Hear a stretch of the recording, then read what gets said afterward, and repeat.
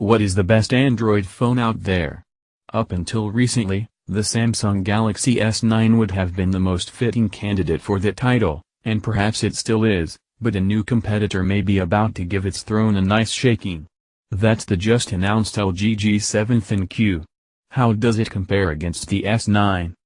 Let's find out. On the surface, the LG G7 and the Galaxy S9 seem to have a lot in common. They both feel modern and well-built. They're both made of glass and metal, they're both water-resistant, and they both have screens filling nearly all of their front sides. They both feature fingerprint scanners at the back and a 3.5mm headphone jack at the bottom. Pick the two up, however, and you'll come across many differences. One is that the G7 is larger than the S9, thus a bit less comfortable to operate single-handedly. Another is that LG chose to go with a controversial notch design for its flagship, while the S9 has a more streamlined look. That's not much of a big deal, frankly, especially when the G7 lets you blend the notch with the upper bezel, but it's a difference worth pointing out. Both phones have dedicated AI assistant buttons on their left side. On the Galaxy S9, Bixby is summoned with a single press, while the G7 relies on Google's Assistant. Many regard Samsung's OLED smartphone displays as the best in the industry, and indeed, the 5.8-inch screen on the Galaxy S9 looks gorgeous. It is bright, detailed and colorful, as a flagship-grade display should look. Compared to the G7's, it is a tad smaller, so it can't quite give you as much space for your apps and media. For the G7, LG is sticking with IPS LCD technology. The tech can't quite match the contrast levels OLED panels can achieve, but nonetheless, I'd say that the G7's screen looks really good in person. The reason to go with LCD, LG says, is for the tech's brightness output. The G7 can shine at up to 1000 nits, which is really bright for a smartphone and beneficial for outdoor visibility. But then again, the S9 is also pretty usable outdoors despite having a lower peak brightness of around 673 nits, per our own measurements.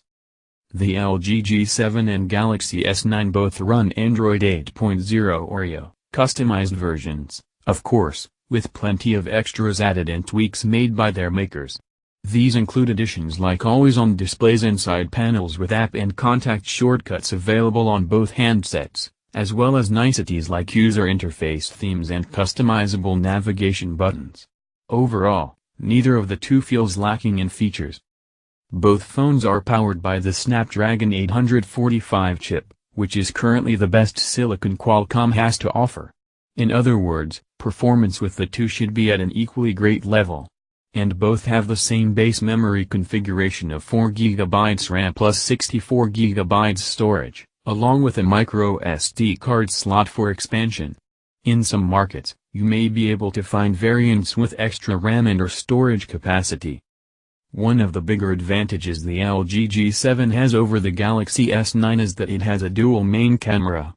The setup is comprised of a regular 16-megapixel shooter ideal for day-to-day use and a 16-megapixels extra-wide camera that fits more in the frame. For the most part, this approach is identical to what we've already seen on the LG V30, and we expect image quality to be very similar, if not the same. The Galaxy S9 may have just a single 12-megapixels camera at the back, but that camera takes really good photos, better than those out of a V30 even. Will it be superior to the G7 as well? Only a proper comparison will tell, but if that's the case, we won't be surprised. Here are some one-on-one samples that we took, but keep in mind that the G7 unit that we used was a pre-production unit running non-final software. Still, the G7's camera has a few more tricks up its sleeve. AI camera, for instance, is a new mode that uses AI to adjust camera settings according to what's in the frame. Results from what we've seen so far are a bit of a mixed bag, but perhaps this feature would see more use than Samsung's AR emoji. Both the Galaxy S9 and the LG G7 stick with the good old headphone jack, but in the US, only the S9 comes with a pair of earphones in the box. The G7 adopts the quad DAC audio chip we heard in both the LG G6 and the LG V30, its advantage being that it can drive audiophile-grade, high-impedance earphones with ease. And speaking of audio, the G7's single loudspeaker gets mighty loud. Placing the phone on a flat surface will cause that surface to pick up the vibrations from the speaker and amplify the sound dramatically. That's great when listening to music or podcasts, but for enjoying videos with the phone in the hand, the Galaxy S9's front-firing stereo setup delivers a better experience. The Samsung Galaxy S9 isn't known for outstanding battery life, and since the G7 has the same exact charge capacity of 3000 mAh, we don't expect it to break any records either, especially with that larger display it is sporting. But at least both phones support with quick charging and wireless charging for convenience.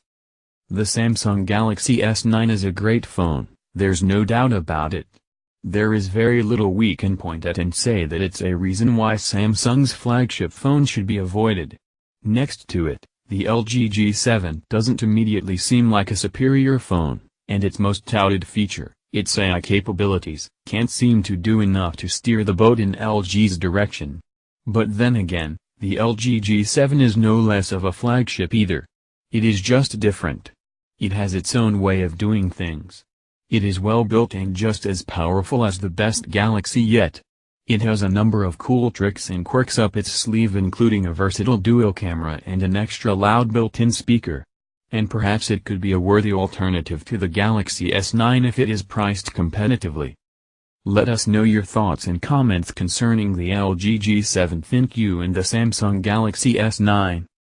To discover more Android-related content, don't hesitate to subscribe to the S Sorrels channel.